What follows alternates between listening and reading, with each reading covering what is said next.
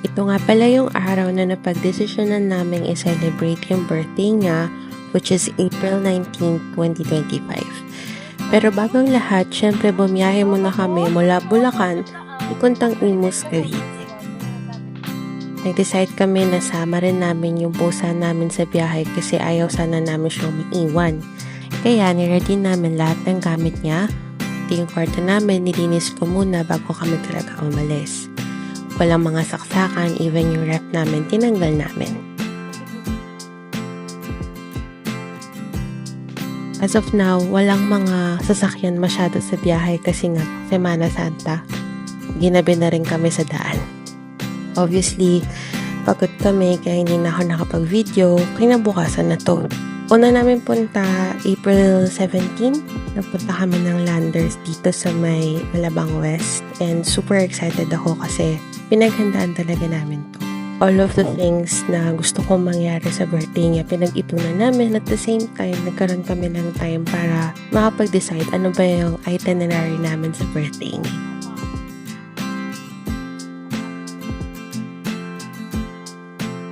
As you can see, I'm so lucky to have her kasi laging yung tinatanong yung opinion ko about many things. Example na lang dito yung shampoo. Pinamoy niya na sa akin kung alin yung magugustuhan ko at yun ang bibigyan namin.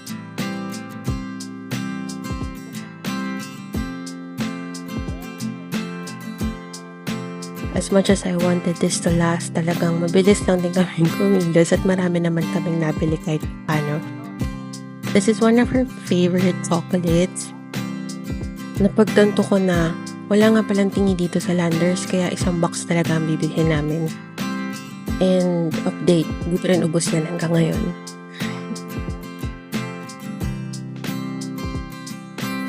Nagtitinginan pa namin yung presyo dyan kasi hindi namin alam kung kaya ba.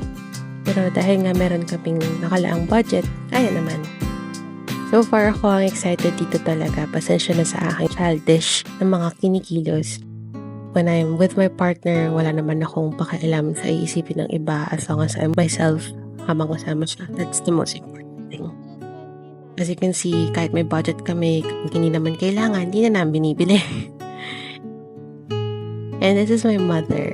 Mala Miss Universe ang kaway ng aking nanay. And yes, siya po ang pinakamatangkad sa aming pamilya.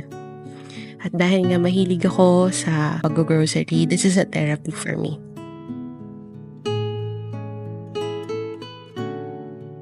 Gusto ko siyang mag-video kasi nahihiya siya sa camera pa. Masyado siyang conscious. Tingnan mo ang ngiti, oh. Diba? Birthday niya naman pagbigyan.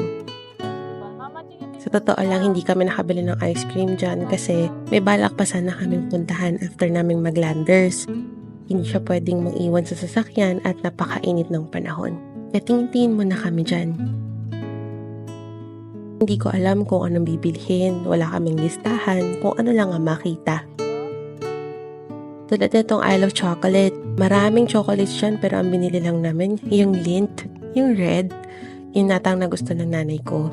Dito, paikot-ikot ako.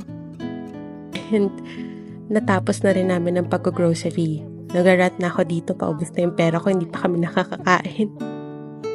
And of course, gusto ko talaga ng sausages. Mahilig ako sa sausage. Mahilig ako sa mga malalasang pagkain. Obviously. Pero, syempre, winawatch ko na rin yung weight ko. Huwag kayo mag-alala. Papunta tayo sa ganung point.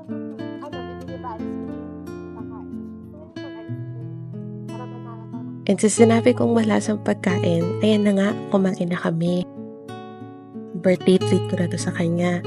Sinama ko ang mom ko kasi mahilig siya sa salad. Sinabi ko sa kanya, i-compare nga yung salad ng Landers at ng SNR. To be honest, talagang gustong-gusto niya ang lasa ng SNR salad. Pero dito, mas nagustuhan daw niya yung sa Landers, pati yung pizza. Even the ambiance. Yung cafeteria style na medyo pang sosyal, maganda siya. Masarap yung lasagna nila. If you want to try it, sobrang malasa.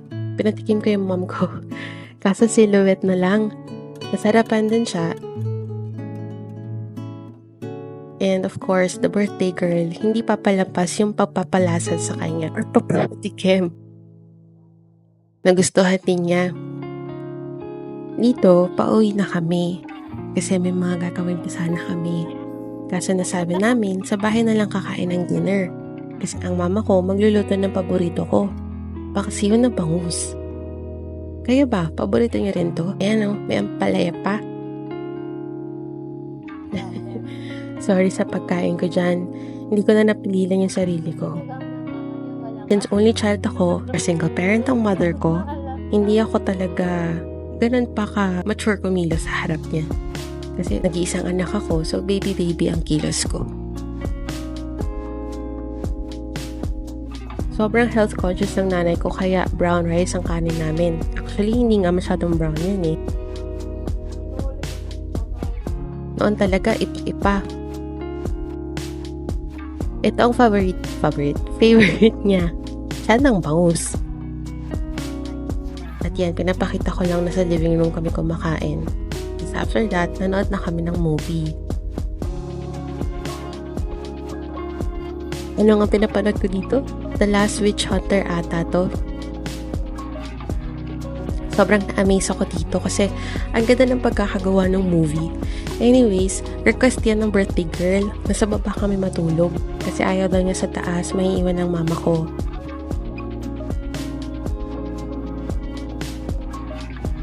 Lamig na lamig nga siya kahit na sobrang init yan sa labas. Kinabukasan, alam ko ito ay Good Friday. Walang masyadong tao sa labas. Nainit kami sa bahay. Pupunta kami dito sa may Vermosa.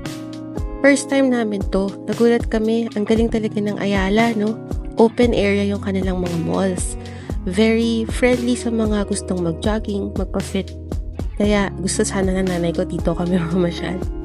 Kaso, lapot na lapot ako dyan, no? Tingnan nyo. Nag-enjoy naman yung dalawa kasi mahiling mag-walking. Gusto ko nga talagang maging confident siya sa camera. Kaso ayan, pabebe, pabata. Anyways, cute naman siya. Cute din ang nanay ko. Nagpa-picture pa nga doon sa may Easter. Basta. Ayan, bakit ako ng escalator. Bibili ako niya ng mouth spray tsaka ng alcohol. Kasi wala akong dala. Waiting lang ako siya. Tignan nyo, lapot na. Hindi talaga ako sanay sa init. Sorry. Kakain na naman kami. Anyways, puro kami kain dyan kasi wala naman kaming ibang bonding. Kaysa naman na magstay kami sa bahay, talagang kakain na lang sa labas. First time namin dito sa Dennis. Masarap naman. Nagustuhan nila. Nagustuhan ko din. Balance naman yung lasa ng pagkain nila. Kaso, syempre, pricey. Work din ako sa side. Nag-iikot naman, kinabukasan na pala to. Sorry, this is the day of her birthday. Nagpunta na kami nito ng hacienda dito sa may silang. At nakabili na ako ng birthday gift ko sa kanya dyan. Binilahan ko siya ng Adidas na bag. Syempre, hindi lang pwede siya. Bumili rin ako ng akin. Sinama na namin ang pusa namin dyan kasi whole day kaming mawawala. Ayaw sana namin siyang maiwan. Pang quench ng thirst.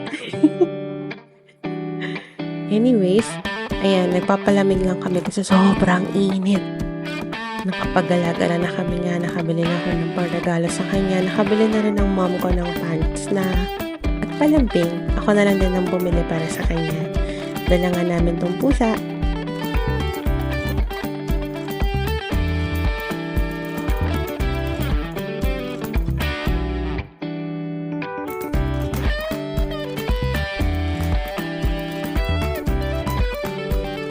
Kwentuhan lang kami dyan kasi nga napagod kami kakaikot. Pero hindi pa naman kami yan uuwi. Naghahanap lang kami ng masisilungan kasi sobrang init din. Pero ito, nag-enjoy ako. At ang pusa namin, tingin-tingin lang. Kahit pa paano hindi siya nagwawala. At yung labubo na yan, ulot na namin yan. Sadly, dun sa may owner, huwag ka mag-alala, laruan na siya ng pusa ko. Hindi naman kami mahilig dun, kaya itong pusa ko na lang ang makikinabang. Ayan na naman siya, birthday girl. Ito na nga, nag-ikot-ikot pa kami. Naghahanap ako dito ng mga damit na naka-sale, pero wala masyado. More on na naka-sale sa kanila yung mga bags. More on din sa mga athlete or sportswear. Nagpunta kami sa iba't ibang sports shop dito para makakita sana ng pampalit sa kanyang badminton shoes. But sadly, hindi naman naka-sale ng Asics. Kasi yun lang naman ang favorite na brand niya para sa badminton shoes niya.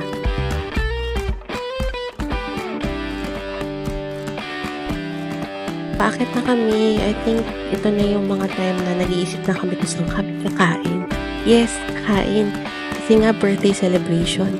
At ang nanay ko nagpapalambing. Check daw namin ang Skechers. So nag-check ako. Kaso, hindi sila ganun nakasale. Gusto ko sana to, yung parang step in lang, ballet shoes. Yan na nga, bumiyahin na kami pataas, patagaytay. Hindi namin makita masyado ang taal. Kaya ngayon, nagkwentuhan na lang kami. Napakaganda dito. Pumunta kami ulit dito sa Twin Lakes. Last na punta namin dito, naka-face shield po kami. Request din ng birthday girl na kahit papano may magandang view. Ito lang naman ang alam namin na may magandang view at maraming restaurant. Kaya ayan, dito kami nagstay. So far, so good. Magandang napuntahan naming restaurant, La Creperie ata ang brand na to. Sobrang sarap ng food nila. Hindi kami masyadong picky sa food, pero kapag top tier ang pagkain, talagang masarap para sa amin. Like these on their menus, very worth it yung price. Hindi naman ganun ka-pricey ang kanilang food.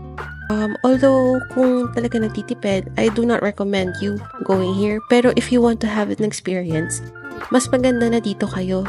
May balcony pa sila kung saan pwede kayong magstay. Fresco. Malamig pa ang hangin.